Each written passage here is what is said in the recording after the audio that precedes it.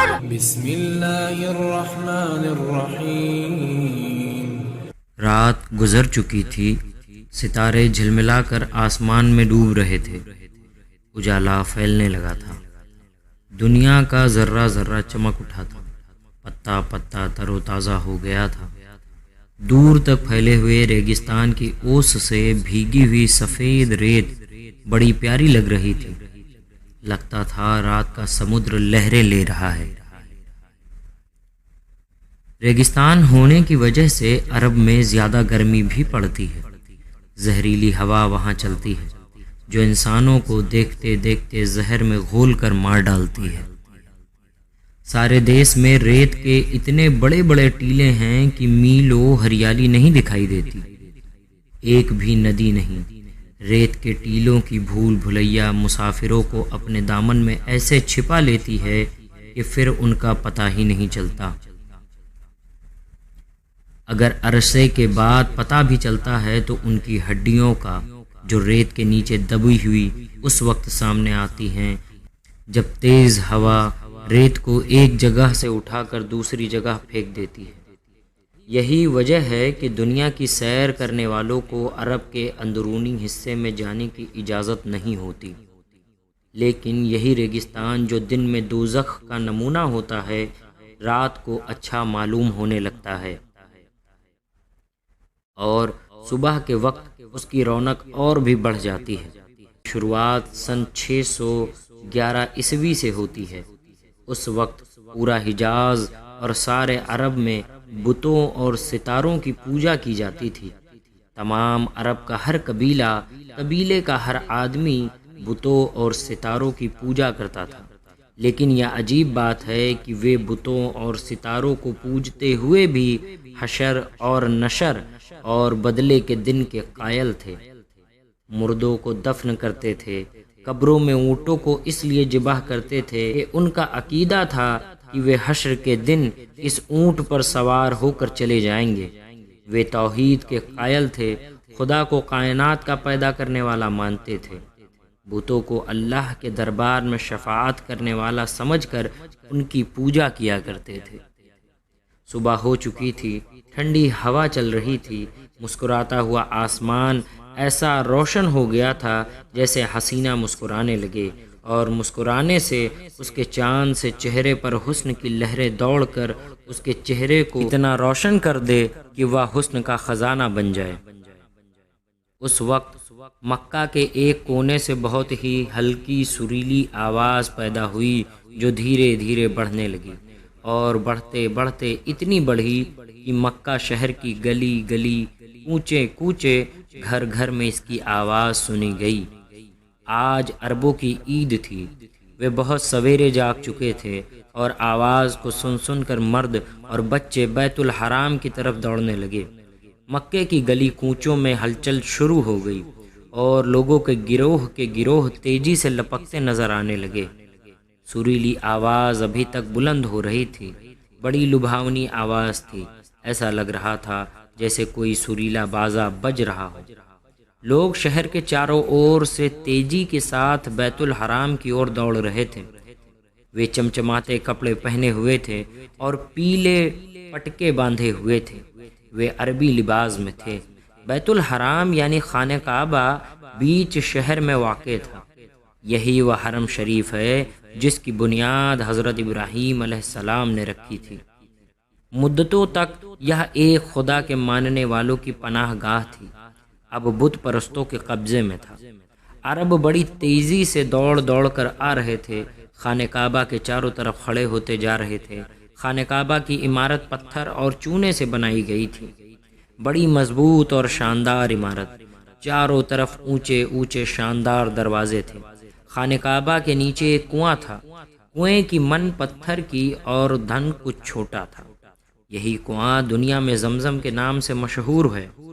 کنویں کی من کے قریب قریب ادھر ادھر بڑے بڑے 2 بت تھے، ان میں سے ایک بت کسی خوبصورت عورت کی مورتی تھی، ایسا لگتا تھا جیسے کوئی پری کھڑی مسکرا رہی ہو۔ اس بت کا نام نائلہ تھا۔ دوسرا بت ایک بھاری بھرکم انسان کی شکل کا تھا، ایسا لگتا تھا جیسے کوئی پہلوان اپنے مقابلے کے آدمی کو چت کر کے خوش ہو رہا ہو۔ اس بت کا نام اصاف تھا۔ تمام عرب ان ہر دو بتوں کا احترام کرتے رہے اور ان کے سامنے آتے ہی سجدے میں گر جاتے تھے۔ بازا ابھی تک سریلی آواز سے بج رہا تھا، ایسا لگتا تھا جیسے حرم شریف کے اندر بج رہا ہو۔ خانہ کعبہ کے تمام دروازے اب تک بند تھے۔ وجہ یہ تھی کہ عرب میں عام طور سے اور مکے میں خاص طور سے قریش کا قبیلہ ہی سردار مانا جاتا تھا۔ قبیلہ قریش کے سردار جناب عبد المطلب تھے۔ ان کا انتقال ہو چکا تھا۔ عبد المطلب کے 10 بیٹوں میں سے صرف حمزہ، ابو طالب، ابو لہب اور عباس زندہ تھے، باقی مر چکے تھے۔ قبیلہ قریش نے ابی طالب کو اپنا سردار مان لیا تھا۔ ان کا اتنا رعب تھا کہ کسی کو ان کے سامنے بولنے کی ہمت نہ ہوتی تھی۔ بیت الحرم کی کنجی انہی کے پاس رہتی تھی۔ جب تک وہ دروازہ نہ کھولتے کوئی آدمی بیت الحرام میں داخل نہیں ہو سکتا تھا۔ جب عرب کے تمام قبیلے آ چکے تو ابو طالب اپنے بھائیوں کے ساتھ آئے۔ ابو طالب نے آتے ہی دروازہ کھولا، پہلے خود اندر گئے، پھر بھائی اور قبیلے کے دوسرے لوگ اندر گئے، پھر حرم پاک کے تمام دروازے کھول دیے گئے اور عرب کے تمام قبیلے جھنڈ کے جھنڈ اندر داخل ہو گئے۔ بیت الحرام کی عمارت اندر سے بھی بہت شاندار تھی۔ اس کے ٹھیک بیچ میں بیت اللہ تھا اور بیت اللہ کے چاروں اور کالے پردے لٹک رہے تھے۔ اوپر چھت پر ایک بہت بڑا بت رکھا ہوا تھا، بڑی ڈراؤنی شکل کا، کالے پتھر کا بنا ہوا۔ اس کا نام ہوبل تھا، جس کی پوجا ہر ایک کے لیے ضروری تھی۔ بیت الحرام میں اتنی بھیڑ ہو گئی کہ تل دھرنے کی جگہ نہ رہی۔ ہر قبیلہ اپنے اپنے چہیتے بتوں کی اور دوڑا۔ وہاں بت بھی سینکڑوں تھے، الگ الگ جگہوں پر وہ رکھے ہوئے تھے۔ عجیب عجیب شکلوں کے تھے، کالے، لال، سفید۔ بازا ابھی تک بج رہا تھا، اب گھنٹے، شنکھ اور جھانج بھی بجنے لگے تھے۔ ہر بت پتھر کے چبوترے پر کھڑا تھا اور ہر بت کے سامنے اس کا پجاری بیٹھا تھا۔ تمام بتوں کے سامنے بہت سے لوگ سجدوں میں پڑے ہوئے تھے۔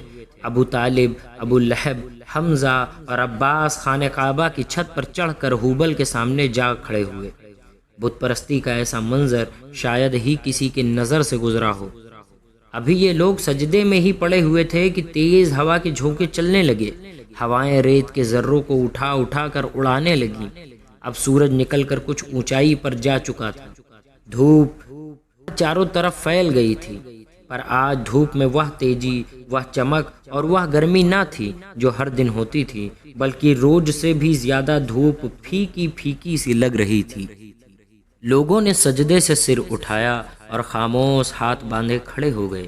ابھی یہ لوگ کھڑے ہی ہوئے تھے کہ ہوا میں اور تیزی آ گئی۔ سبھی نے گھبرا کر آسمان کی طرف دیکھا۔ آسمان لال انگارا ہو رہا تھا، جیسے اس میں آگ لگ گئی ہو اور آگ کے شعلوں نے اسے لال بنا دیا ہو۔ لوگ حیرت اور ڈر سے آسمان کو دیکھنے لگے۔ دیکھتے ہی آسمان کا رنگ لال سیاہی میں بدلنے لگا، بالکل اسی طرح جس طرح آگ کے بعد دھوئیں کے گول گول ماحول کو اندھیرا بنا دیتے ہیں۔ اس منظر کو دیکھ کر عربوں کے حواس جاتے رہے۔ وہ ایک بار پھر اپنے بتوں کے سامنے سجدے میں گر گئے۔ سبھی گھبرائے ہوئے تھے، ڈرے اور سہمے ہوئے تھے۔ پجاریوں نے تھوڑی بلند آواز سے کہا، رو، گڑ گڑاؤ، بتوں کے پجاریوں، خوب رو، بتوں سے اس بلا کو دور کرنے کے لیے دعا مانگو۔ رونے کی ایک عام آواز بلند ہوئی۔ لوگ چیخنے اور چلانے لگے، رو رو کر بتوں سے اس بلا سے بچنے کی التجائیں کرنے لگے۔ ہوا اتنی تیز ہو گئی تھی کہ کھڑے ہوئے جھٹکا کھا کر گرنے لگے تھے۔ سورج جیسے چھپ گیا تھا، دن رات میں بدل چکا تھا، کوئی چیز نظر نہ آتی تھی۔ ہوا کے تیز جھونکے ریت کے ڈھیر لا لا کر الٹ دیتے تھے۔ ابو طالب اور ان کے بھائی جو خانہ کعبہ کی چھت پر تھے، چبوترے کے نیچے پڑے ہوئے تھے۔ ابو لہب نہ جانے کیسے ان سے الگ ہو گیا۔ ہوا نے اسے اٹھایا اور چھت سے نیچے گرا دیا۔ اس نے خوفناک چیخ ماری، پر اس کی آواز چیخوں کی آواز میں گم ہو کر رہ گئی۔ مکے پر قہر الہی نازل ہو رہا تھا۔ بچے اور بوڑھے سب کے سب چیخ اور چلا رہے تھے۔ رو رو کر اپنے معبودوں سے التجائیں کر رہے تھے، پر ان کے معبود پتھر کے تھے، وہ کچھ سنتے ہی نہ تھے۔